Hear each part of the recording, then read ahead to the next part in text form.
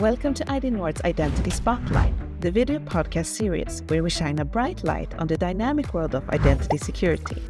Join us as we explore key issues and innovative solutions with experts in the field. Stay tuned and stay identity informed. All right, so today it's our turn to host the Identity Spotlight podcast. Welcome here, Sami.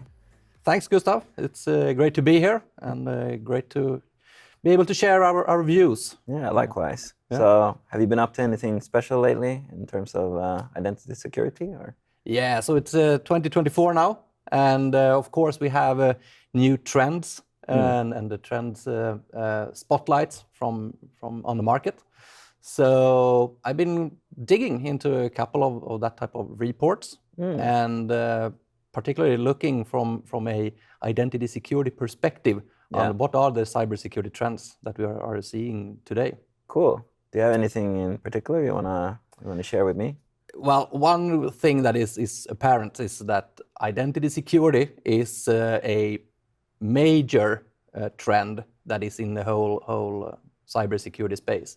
I mean, it's been treated like nowadays a first line defense for cybersecurity. Yeah. I mean, I saw a recent figure and data that about above 70% of the attacks that we see are related to either utilizing vulnerabilities or credential abuse.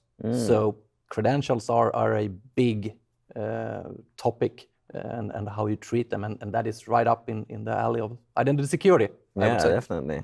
Yeah, so you mentioned identity being the first line of defense, and it's something that we preach about quite a lot, right? Yeah.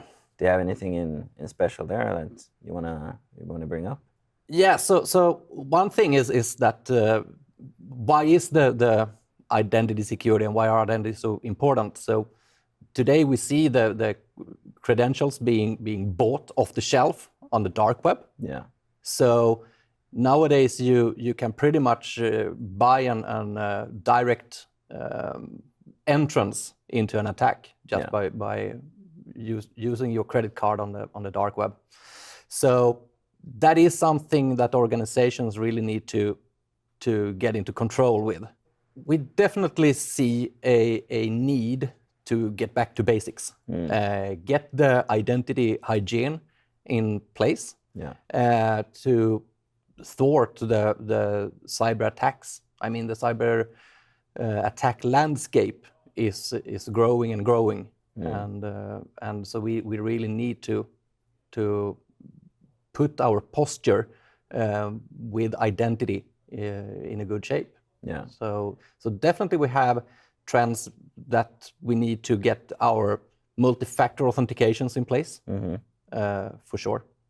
So multi-factor authentication, you would consider that to be an integral part of the identity hygiene, right? Absolutely. Yeah. I mean, that is something that will prevent many attackers from just buying credentials from the dark web off the shelf. Yeah. So definitely a hygiene piece. Yeah, that is a big risk after all. The different data breaches going on everywhere, and credentials are being leaked left and right. So if you just implement MFA, then you're in a much better place than not having MFA. So I totally agree with that. Yeah. And then we also see in the basic hygiene that you really need to be able to govern your identity data and ensure that you have a good quality on the accounts. Ensure that accounts are or those accounts that are active, that they really belong to a person or a machine that is still active and hasn't left the building. And for those identities, you also need to ensure that their accesses and their privileges are at the least level. So back to the basics with the least privilege principle again, which we have been heard for decades. Yeah, for sure. Yeah, that's a very common theme. It's the least privilege concept is something a lot of companies strive for, but at least in my opinion and my experience, you don't really see organizations getting that far.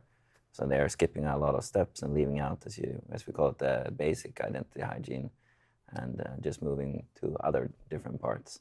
Yeah, and I would say that the more you do manually, the bigger risk you have is that you get some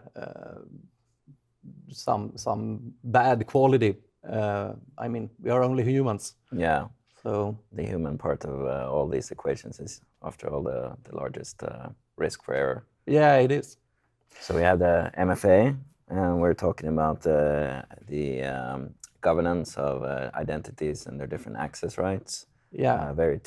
Two big important parts of basic identity security hygiene.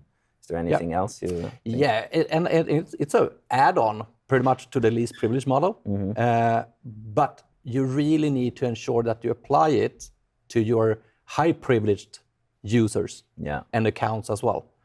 I mean, if an attacker gets their hands on a high privileged account and use that, well, it's pretty much a free way into the target of the attack. Yeah. So and you also have additional controls.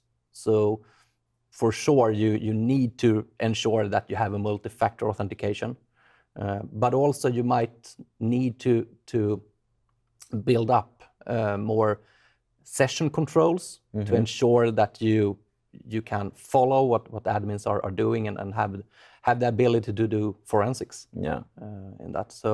So I would say that is also a big trend, especially now after the pandemics, when more and more people are actually working remotely. Yeah, that's true. And even the high privileged ones are working remotely. Definitely. So administrators working from home, doing their regular task, but now you have a different threat landscape. You expanded everything, and so then it's even more important to implement these processes and tools to work this out. Yeah. So it's pretty much the basic hygiene to get in place. It's for organizations to become more resilient to cyber attacks. Yeah. And this is why we see the term that identity security is a first line of defense. So it's a very good summary of the whole landscape. If we just treat it as a basic first line of defense, very important.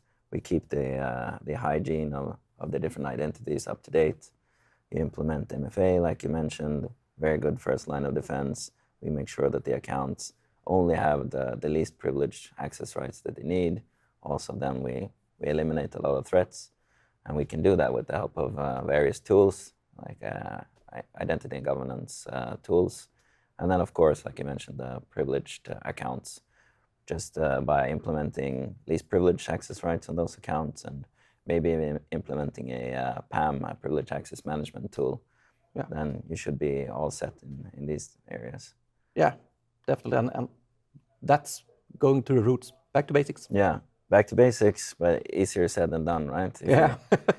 But it's a broad area, identity security. You have so many different areas that you need to cope with.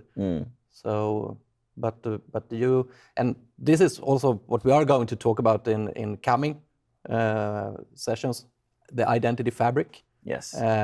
This is something that organizations really need to look into and start to look at each feature and each capability and ensure that they are using those in a cohesive way. Yeah. But more to that on later episodes, I would guess. Definitely. This would be too long otherwise. Yeah, we would talk for hours, right? Yeah, we only managed to scrape the surface, but I think it's off to a good start. And like everything else, it's back to the basics. You start with a good identity hygiene, implement those controls, and then you're set for a lot of things in the future. Yeah. All right, Sami, thank you so much for the time and sharing your thoughts with me. It's very illuminating as always. Thank you, Gustav. It has been joyful to be here. Yeah, it has been, indeed. And thank you to you out there. Stay tuned and stay identity informed.